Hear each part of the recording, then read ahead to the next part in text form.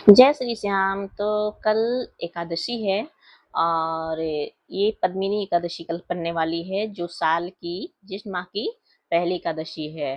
तो इस एकादशी में हमें कैसे पूजा करना है, क्या करना है, ये सब मैं आपको बता देती हूँ कि कैसे कल उनकी बाबा की जोत जलाई जाती है, कैसे जोत ली जाती है और क्या उनको भोग लगाना है, क्या करना है, वो सब मैं आपको इस वीडियो में बताऊंगी।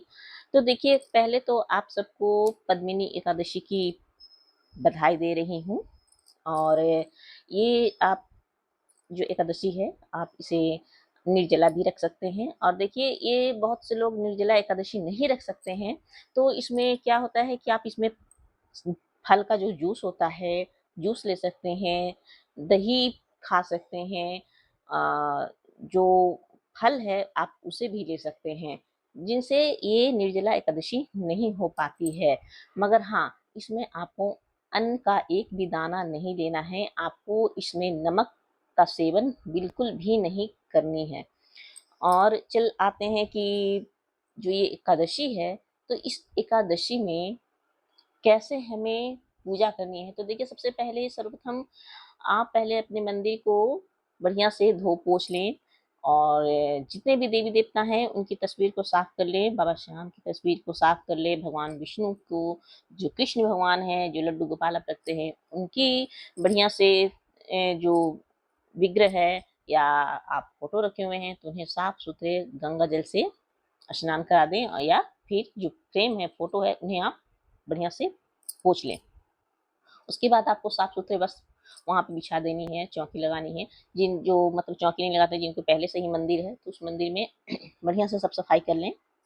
और उसके बाद सभी देवी देवतागण को जो होता है कि चंदन की टीके, मौली, जो भी चीज़ आप लोग चढ़ाते हैं पहले, जो होता है रोली मोली, चंदन के टीके, ये सब कुछ आपको लगा देनी है, कर देनी है। उसके बाद उनको प्रिय भोग जो है उनका, आप अगर आपकी क्षमता है तो आप उन्हें लगा सकते हैं प्रिय भोग।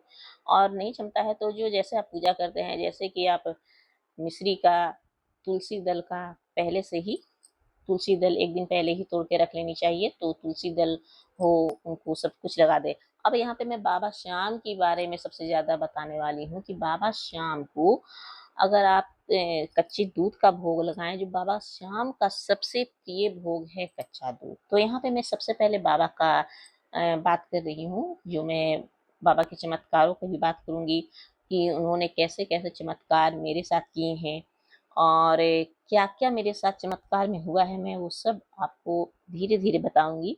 तो सबसे पहले मैं एकादशी पर्व की बधाई दे रही हूँ और उनके बारे में बता रही हूँ कि बाबा का कल जिनको जोत लेना है तो वो जोत भी ले। तो कैसे लेना है सब मैं आपको बताती जा रही हूँ। तो सबसे पहले बाबा का तस्वीर को धो पोछ लें बढ़िया से, साफ सुथरा कपड़ा में वहाँ पे बिछा दें, और लाल रंग के कपड़े बिछाएं या पीले रंग के कपड़े बिछाएं, और तो बहुत बढ़िया रहेगा। और उनके बाद उनका प्रिय भोग है ये जो चंदन के, जो केसर के जो तिलक होते हैं, उन पे बाबा के तिलक लगाएं, लड्डू गोपाल को तिलक लगाएं। और जो अगर माखन मिश्री होती है तो आप माखन मिश्री लड्डू गोपाल को लगा सकते हैं। भगवान विष्णु को भी केले का भोग लगा दें। और बाबा को उनकी, अगर आप चूरमा बनाते हैं तो बहुत अच्छी बात है, अगर सब सफाई से चूरमा बन जाती है आपके घर में तो बहुत अति उत्तम, आप चूरमा का भोग लगा दें बाबा को। और नहीं तो जो नॉर्मली पूजा करते हैं आपके पास वो भी नहीं हो सकती है, तो आप सिर्फ कच्चे दूध का बाबा का भोग लगाएं, वही लड्डू गोपाल को भी लगा दें, मगर उसमें तुलसी दल जरूर डालिएगा। बाबा का बहुत प्रिय भोग है कच्चा दूध। सबसे पहले बाबा कच्चे दूध से ही मान जाते हैं, और वही वो भी प्रिय चीज जो है लड्डू गोपाल का है कच्चा दूध।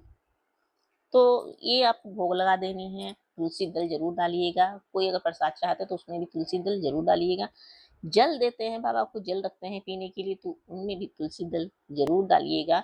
और तुलसी दल कल नहीं तोड़ना है, आज पहले से ही मंदिर में मिलते हैं, जहाँ फूलवारी लोग फूल वाले बेचते हैं जो, तो वहाँ से तुलसी दल आराम से इजीली मिल जाते हैं, आपको तोड़ने की कोई जरूरत नहीं है। या कल आप फूल भी लाइएगा तो वहाँ पर फूल वाले आपको तुलसी दल यूं ही दे देते हैं फ्री में। तो वो तुलसी दल जरूर रखिएगा। और बाबा का श्रृंगार विंगार कर कर उनका भोग वगैरह लगाकर, लड्डू गोपाल को श्रृंगार कर कर भोग लगाकर अब उनकी जो पूजा है, जो आरती है, वो आरती कर लें। जो मंत्र है पहले मंत्र पढ़ लें, उसके बाद आरती कर लें। उसके बाद जो बाबा का जो जोत है, अगर आप एकादशी के दिन जोत लेते हैं, जोत उनका ये दिखाते हैं, तो बहुत बढ़िया। तो उस दिन आप एकादशी को भी कर सकते हैं, ये द्वादशी को भी कर सकते हैं। और आपको अगर दोनों दिन करना है तो आप दोनों दिन कर सकते हैं। तो देखिए जो द्वादशी को करते हैं वो द्वादशी को करेंगे, जो एकादशी को करते हैं जो वो एकादशी करेंगे, या जो दोनों दिन करते हैं तो वो दोनों दिन ही करेंगे। कोई दिक्कत नहीं, इसमें आपको फायदा ही फायदा है, कोई नुकसान नहीं, कोई घाटा नहीं है। तो देखिए, सबसे पहले बाबा का सब कुछ हमने कर लिया, भोग वगैरह सब लगा दिया, पूजा वगैरह सब कर ली। अब बाबा का में वो ये दिखाना है जोत उनका। तो जोत के लिए सबसे पहले आपके पास अगर उपले हैं, गाय के गोबर के जो उपले होते हैं, तो वो उपले ले लें और उन्हें गैस पे, आपका गैस बढ़िया से पोछा हुआ रहना चाहिए, उस पे अनाज वगैरह कुछ भी नहीं गिरा हुआ रहना चाहिए। तो आप उसमें सबसे पहले चूल्हे को पोछ लें, साफ सुथरा कर लें और उसे उस उपले को बढ़िया से जला लें। जलाकर इतना जला लें कि उसमें अग्नि पकड़ ले और मतलब सिर्फ उसमें आग जलती हुई दिखनी चाहिए, मतलब ऐसे ही। और उसे उसमें जिसमें आप बाबा को ये जोत लगाना चाहते हो उसमें आप रख लें। एक बड़ा सा मिट्टी का प्याला जो आता है उसमें रख लें, मानदान उसको भी बोलते हैं, उसमें रख लें। बड़े से बर्तन में मिट्टी के बर्तन रखिएगा जरूर से। तो उसमें रख लें, उपले को सुलग जाना चाहिए, सिर्फ सुलगे हुए रहना चाहिए, उसमें आग नहीं पकड़े हुए रहना चाहिए, ठीक है।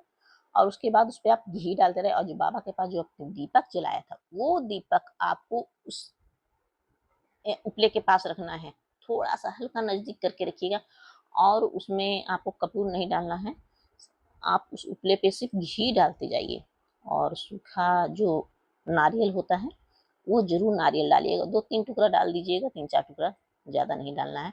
वो दीपक से बाबा अपने आप उपले में ज्योत में आ जाएंगे, वो ज्योत अपने आप जल जाएगी।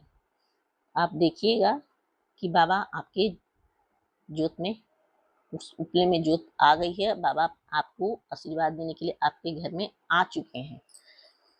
और यही आप उस दिन आपने उनका ज्योत ले लिया, पूजा कर ली, सब कुछ कर लिया और बाबा भी आपके घर में प्रवेश कर गए हैं, तो समझिए कि आपका बेड़ा पार हो गया।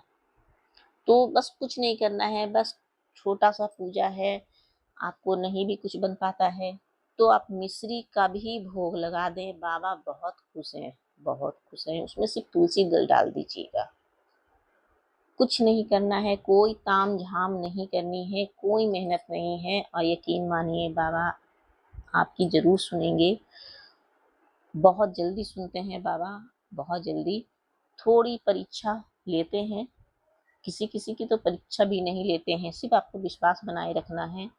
और आपको बाबा के नाम का एक ज्योत जरूर घर में जलाया कीजिए। कल एकादशी है और इस एकादशी पे जो लोग बाबा की पूजा करते हैं, जो लोग बाबा की ज्योत लेते हैं, कल एकादशी पर जरूर लेंगे।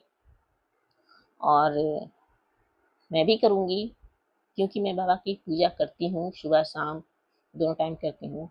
आप सुबह में भी जोत ले सकते हैं या फिर शाम में भी जोत ले सकते हैं, कोई दिक्कत नहीं है। एक टाइम किसी एक टाइम जोत ले लीजिएगा, आप चाहे तो द्वादशी के दिन भी जोत ले सकते हैं।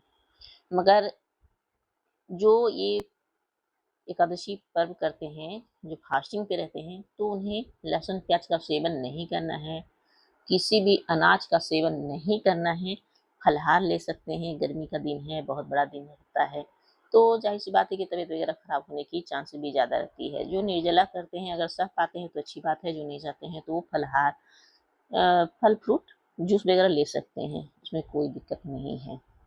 बाबा मेरे बहुत भोले हैं, देखिए वो अपने भक्तों को दुखी नहीं देखना चाहते हैं, वो उनका बेड़ा पार लगाते हैं। और मैं जानती हूँ कि बाबा अपने भक्तों की जरूर बेड़ा पार लगाएंगे, आपकी भी बेड़ा पार लगाएंगे।